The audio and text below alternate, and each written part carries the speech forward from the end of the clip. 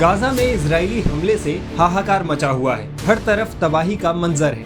Israel ने काफी समय पहले ही फिलिस्तीन के उत्तरी इलाके को खाली करने का आदेश दे दिया था ताकि उसके हमले से बचकर वहां के आम नागरिक निकल सके। ऐसे में वहां के नागरिक इस जगह से निकलकर दूसरे देशों में शरण लेने की कोशिश करने लगे। वे लोग पड़ोसी देश मिस्र का रुख करने लगे, लेकिन मिस्र फिलिस्तीनियों को शरण देने से साफ तौर पर मना कर रहा है। मिस्र के राष्ट्रपति अब्देल फतह अल सीसी ने कहा है कि वह फिलिस्तीनी शरणार्थियों को मिस्र में नहीं लेने वाले हैं। इसके अलावा जॉर्डन के राजा अब्दुल्ला ने भी ऐलान किया है कि वह फिलिस्तीनी शरणार्थियों को मिस्र और जॉर्डन में नहीं लेने वाले हैं। गौर करने वाली बात यह भी है कि मिस्र ही नहीं, दुनिया का कोई भी मुस्लिम देश इन्हें शरण नहीं देना चाहता है और न ही इन्हें सिटीजनशिप देना चाहता है। मिस्र के राष्ट्रपति अब्देल फतह अल सीसी कहते हैं कि गाजा में फिलिस्तीनियों को डटे रहना चाहिए ताकि उनकी जमीन पर उनका हक बना रहे। मिस्र की हाँ में हाँ दुनिया के कई मुस्लिम देश मिला रहे हैं।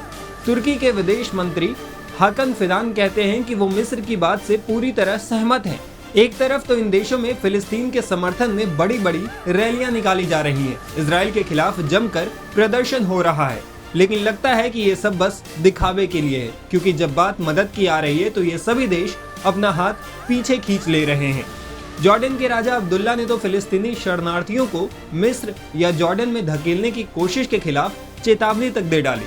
उन्होंने कहा कि गाजा और वेस्ट बैंक के अंदर मानवीय स्थिति से निपटा जाना चाहिए।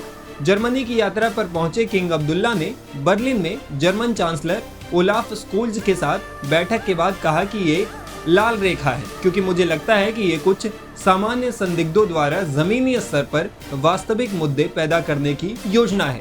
जॉर्डन में कोई शरणार्थी नहीं, मिस्र में कोई शरणार्थी नहीं।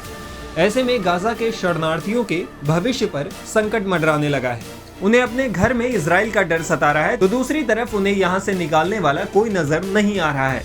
यहाँ तक कि ईरान, कतर और तुर्की की तरफ से फिलिस्तीनी शरणार्थियों को स्वीकारने को लेकर अब तक एक शब्द सुनाई नहीं दिया है। ये देश बाहर बयानबाजी तो कर रहे हैं, पर जमीन पर सहायता के लिए इनकी कोशिश बिल्कुल नहीं दिखती है। बता दें कि 7 अक्टूबर को इजराइल पर हमास के हमले के साथ ही गाजा में तनाव शुरू हो गया था।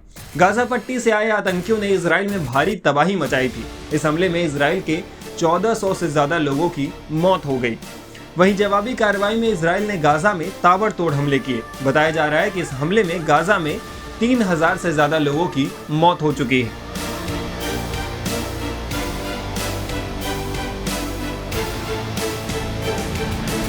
टाइम्स नाउ भारत डिजिटल की रिपोर्ट।